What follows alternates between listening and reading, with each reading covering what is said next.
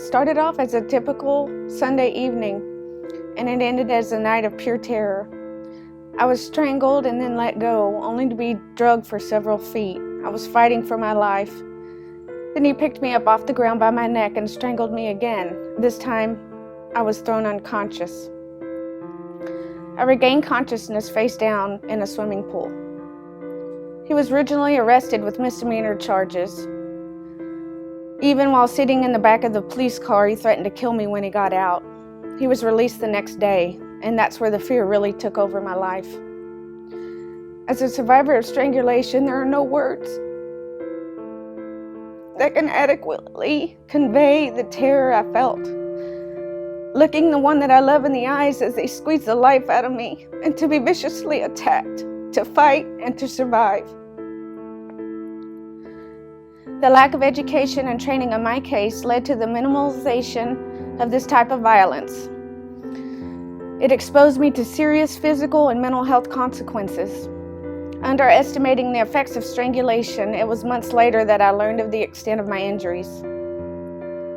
I'm here today to say, only with education and training on properly identifying the signs and symptoms, understanding and recognizing the anatomy and medical aspects of strangulation, properly investigating and documenting cases for prosecution, and most importantly, enhancing victim safety, will everyone involved in strangulation cases be equipped and empowered with the tools necessary to prevent another victim from experiencing what I did.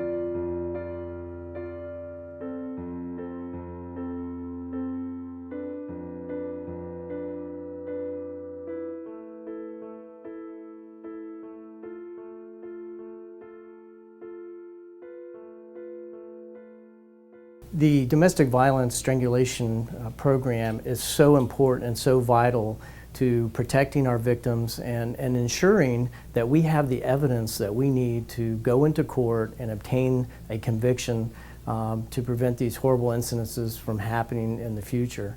It's so important, especially at the early stage of an investigation, to collect the evidence that can be very hard to detect through ordinary means. And this program will give the training to the officers, give the training to our victim advocates so they can identify and be able to process that evidence that supports a conviction and prosecution for strangulation in these domestic violence cases. And that's extremely important because a lot of times the only evidence is the testimony of the victim and the evidence that can be collected from the marks and the physical marks that we see on the victim. So it's very important for in this program to get the officers the right training that they need that will help us protect our victims and make our communities so much safer.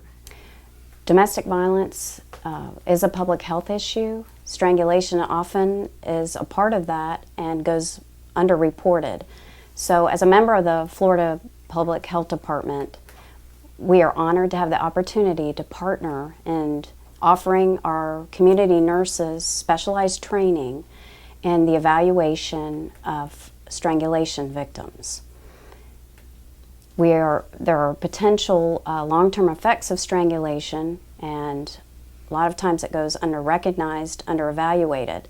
So our team is offering services to capture patterns of strangulation injury so that we can educate members of our community, members of our response team, to have better outcomes in individual cases in the legal system.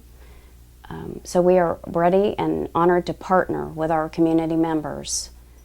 Early advocacy is very important. Giving victims information and education about what's to come and what might happen over the next few days, and again, educating them hopefully will empower them to become a survivor instead of a victim, to be able to give them the strength to move forward and to get the resources that they need. There are many resources here in our community. We're very fortunate. This is one of the resources that are available to victims of domestic violence. But injunctions, victim advocacy, advocacy in the court system, all of these things are very important, and early advocacy from the onset is extremely empowering to a victim.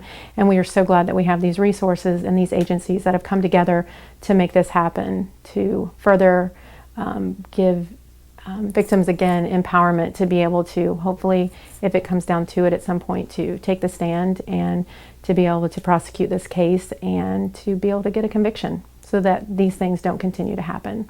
Hello, I'm Sheriff Wayne Ivey. The Brevard County Sheriff's Office is proud to partner with agencies throughout our community to launch the Strangulation Prevention Program that addresses the unique challenges in investigating and prosecuting these serious offenses.